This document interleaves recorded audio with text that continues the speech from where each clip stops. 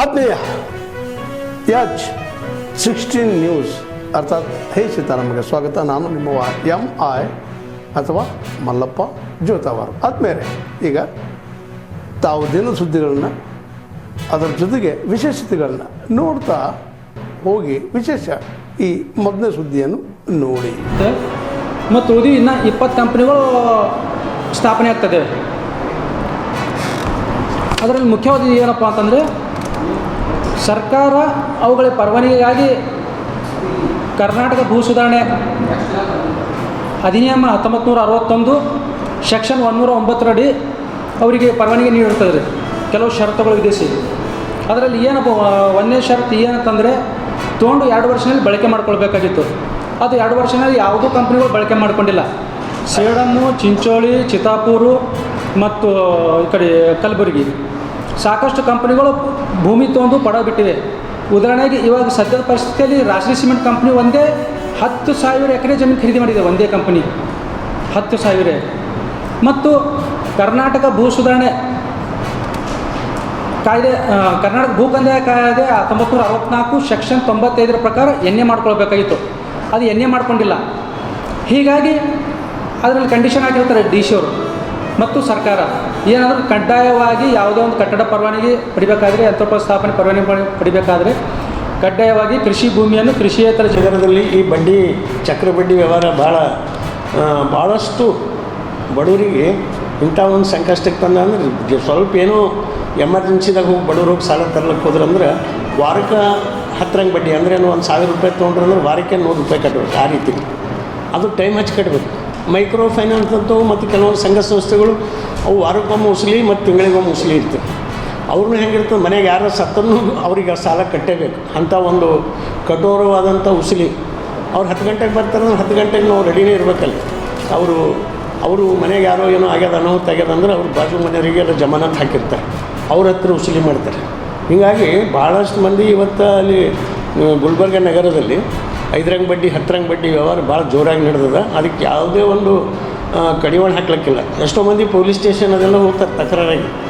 ಇವತ್ತು ಇಲ್ಲಿ ಏನದ, ಇವರು 4 ವರ್ಷದಿಂದ ಒಬ್ಬರ ಹತ್ತಿರ ಅವ್ರದ್ದು ಬಂಗಾರ ಅಡವಿಟ್ಟು ಸಾಲ ತೊಗೊಂಡಾರೆ. ಯಾರು? ಅಂಬರೀಷ್. ಇದ್ರೆ ನಿನ್ನೆ ಬೆಂಗಳೂರಿನ ವಿಧಾನಸೌಧದ ಅಲ್ಲಿ ಮಾನ್ಯ ಮುಖ್ಯಮಂತ್ರಿಗಳ ಭೇಟಿಗಂತೇಳಿ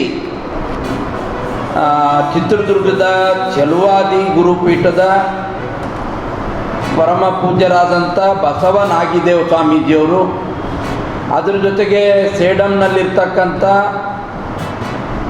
ಬಸವಾದಿ ಶರಣರ ಸಮಕಾಲೀನರಾದಂಥ ಉರಿಲಿಂಗ ಪೆದ್ದೇಶ್ವರ ಮಹಾಸಂಸ್ಥಾನ ಮಠದ ಕೋಡ್ಲ ಅದರ ಪರಮ ಪೂಜ್ಯರಾದಂಥ ಜ್ಞಾನ ಪ್ರಕಾಶ್ ಸ್ವಾಮೀಜಿಗಳು ಮುಖ್ಯಮಂತ್ರಿಗಳು ಭೇಟಿಯಾಗಿ ವಿಧಾನಸೌಧದಿಂದ ಹೊರಗಡೆ ಬರಬೇಕಾದ್ರೆ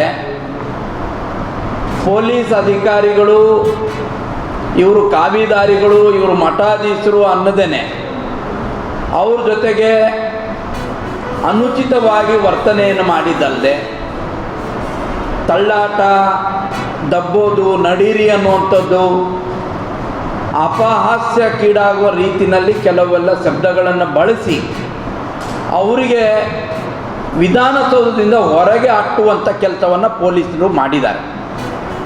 ಇದೊಂದು ದೊಡ್ಡ ಅಕ್ಷಮ್ಯ ಅಪರಾಧ. ಆ ಇಬ್ಬರು ಪರಮ ಪೂಜ್ಯರು ಕೂಡ ದಲಿತ ಮಠಾಧೀಶರು ಅಂತ ಗೊತ್ತಿದ್ದು ಕೂಡ ಇವತ್ತು ಈ ದಲಿತ ಮಠಾಧೀಶರ ಜೊತೆಗೆ ಈ ರೀತಿಯ ಪೊಲೀಸರ ವರ್ತನೆ ಇದು ಖಂಡನೀಯವಾದಂಥದ್ದು. ಹಾಗಾಗಿ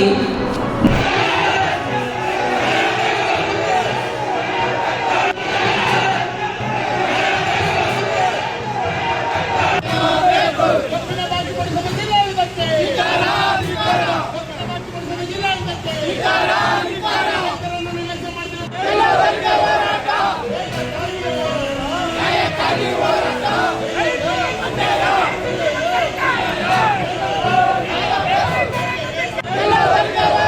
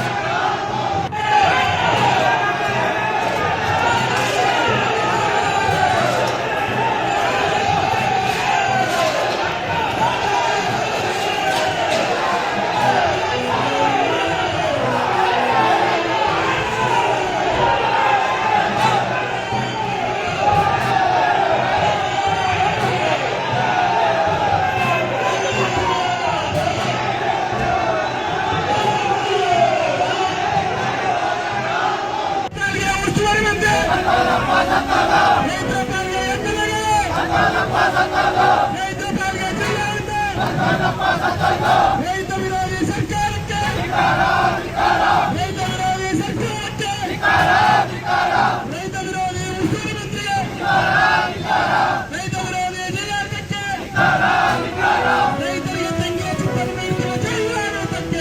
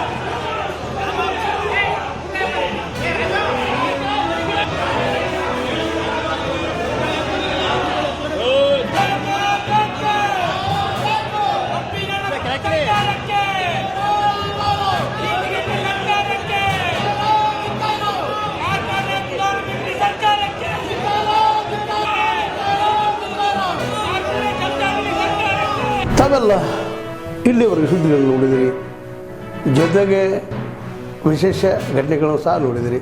ಅದು ನಿಮ್ಗೇನು ಅನ್ನಿಸ್ತು? ನಿಮಗೆ ಲೈಕ್ ಮಾಡಿರಿ, ಶೇರ್ ಮಾಡಿರಿ, ಕಾಮೆಂಟ್ ಮಾಡಿರಿ, ಜೊತೆಗೆ ಸಬ್ಸ್ಕ್ರೈಬ್ ನಿಲ್ಲಿಸ್ಬೇಡ್ರಿ. H16 ನ್ಯೂಸ್ ಅರ್ಥಾತ್ ಸೀತಾರಾಮ್ ಸತ್ಯದ ಕೈಗನ್ನಡಿ ವಂದನೆಗಳು.